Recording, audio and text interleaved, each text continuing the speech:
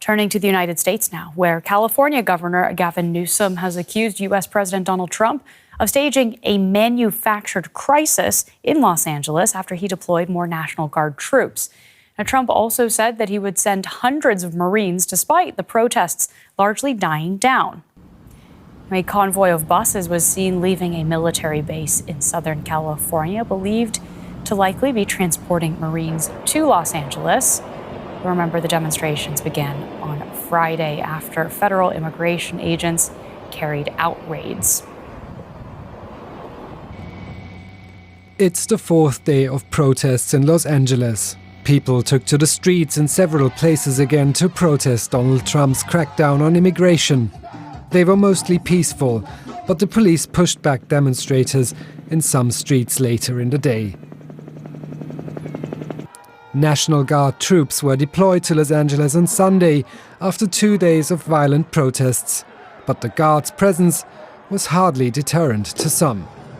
Vandals set cars on fire and police cars were pelted with stones.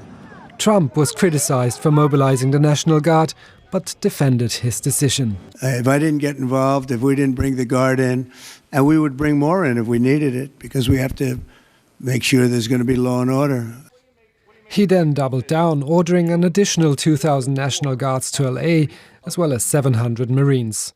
California's Governor Gavin Newsom lashed out at Trump for sending the Marines, saying they shouldn't be deployed on American soil, facing their own countrymen to fulfill the deranged fantasy of a dictatorial president.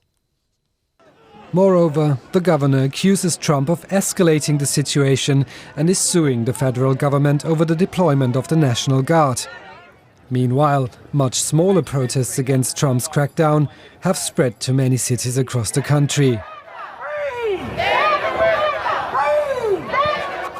In Los Angeles, however, there are fears that tensions could flare up again once the newly activated troops arrive. Now, it's been a late night for DW's Janelle Dumalaon. Earlier, she told me the very latest from Los Angeles. A late night indeed, Claire, and I am coming to you from downtown Los Angeles. As you can see behind me, there is a police line, and there are a few of these police lines stationed across various points of this downtown area, even though there are only a couple or a handful of protesters in pockets left on the streets. But there is, of course, something about the nightfall of darkness having fallen that, from the perspective of law enforcement, puts them on high alert, expecting perhaps or the most committed agitators or troublemakers to come. And earlier, the police did in fact use crowd control munitions and tear gas canisters on some of the protesters that were gathered here in this area. But for the most part, the protests all day have been largely peaceful, just with some very tense moments. So a group would come together, there would be a standoff with police, perhaps projectiles would be thrown, and the police would then respond with rubber bullets or with their batons, but only to nudge the crowd forward. The crowd would be routed to other parts and then eventually become smaller. Then they would regroup somewhere else, and on it would go for the rest of the day. However, it's also important to note that these protests and these tense moments are happening in this concentrated pockets around LA, around this downtown area. For the most part, the city is functioning as normal. And I can say that what we have seen today doesn't really compare to the bigger escalations that were happening here in the past days. But of course, the fear is that we don't know what the next days will bring. We don't know how the protesters will further react to even more National Guard troops coming, and the Marines that are also expected to come tonight, around 700 of them. The whole world truly watching California in this moment. As we've heard, the state of California is suing the Trump administration over its deployment of the National Guard. Can you tell us more about what exactly the state is alleging here? Now, if you remember, Claire, the Governor Gavin Newsom, he did try to dissuade the administration from sending the National Guard. He was saying that the level of protests did not warrant sending in the National Guard, that this was something that local law enforcement could handle, was used to handling. Now, Donald Trump, of course, ignored the governor's position and decided to deploy those troops anyway, essentially going over the governor's head.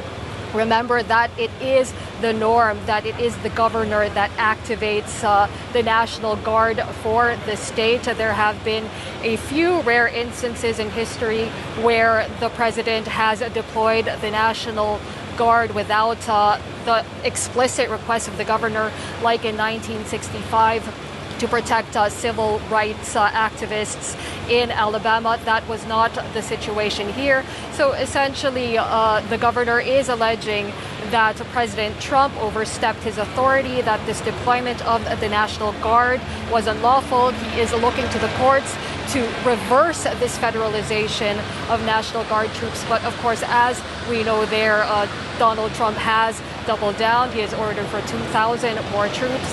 He has also added that order to send in 700 Marines. And of course, that represents a further deterioration of the situation, a further deterioration between how the two men believe this problem should be managed. DW's Janelle Dumalaon reporting for us from Los Angeles tonight. Thank you so much, Janelle. And we're joined now by political analyst Mike Cowburn. Mike, California is now suing the Trump administration over the deployment of the National Guard. How strong a case do state officials have here? So the first thing to say is that this is very unusual. So troops have not been deployed domestically since the LA riots in 1992. And in that instance, the mayor, Tom Bradley, actually requested federal assistance. And so the last time it was deployed without the consent of the state governor was back during segregation. So the Justice Department is yet to respond to the lawsuit. So we just have very little precedent to work with here. My hunch would be that in the short term, we will see the courts, the judicial deference on topics like national security will probably help the Trump administration's case. It's unlikely that a lower court would immediately want to step in on an issue as big as this and kind of make big changes. Over the longer term, what we might see as this goes up the court chain, potentially even to the Supreme Court, is that the federal government might be required to provide evidence of unrest, really justifying the use of the federal intervention here. And that is something that California authorities insist he does not have, right? That the situation is by no means one that would require this measure of intervention. So why do you think we're seeing all of this? California is, of course, a deeply blue state with a large immigrant population. So is he trying to make an example out of California here? I think what we can say here is that given the focus of Trump's attention is on this topic of immigration, and that this is a topic that Trump really believes he has the public support on. So I think it's very likely that he's kind of trying to use this to make immigration kind of center stage of the kind of political contest. We see that there's been a lot of problems kind of economically and on some other issues, but he thinks that by kind of focusing the public's attention on an issue that he has historically polled well on, been perceived as strong on, that this is something that will therefore help him politically. Now, whether that will actually play out is really contested. What we've seen, certainly in kind of recent polling data, is that people are pushing back against this. His polling numbers in particular around the topic of immigration have really declined. Whether or not that's, people thinking that they were voting for him on one immigration policy and getting something slightly different is up for debate. But for certain, I think Trump's perception is this is a strong issue for him, and therefore he wants to kind of exacerbate these tensions and make himself seem like he's on the side of law and order. Mm-hmm. It's not only the polls, though. Protests have also spread to more states in the past 24 hours. Did the administration factor that in, or do you think that public backlash could eventually force Trump to de-escalate? So, I mean, I guess the question here is to what extent will Trump care? To what extent will Trump respond to this? And so he obviously can't legally run for election again. So it may just be the case that he kind of continues down this path.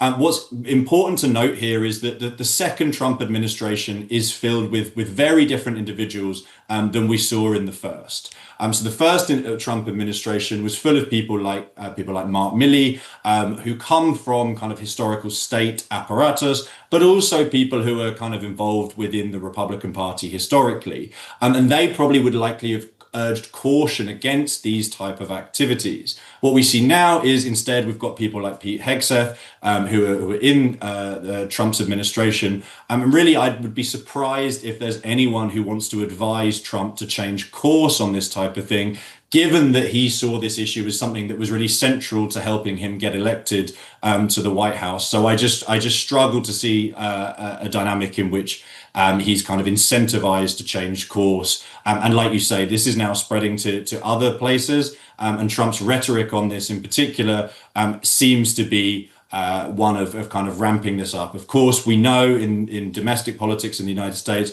there's a big urban-rural divide. So if you're in a big city, most big cities tend to be very democratic. And of course, that's also where a lot of populations with an immigrant background also come from. So he might see this as politically expedient as a way to drum up support. But yeah, certainly not good. Political analyst Mike Cowburn, thank you so much. Thank you.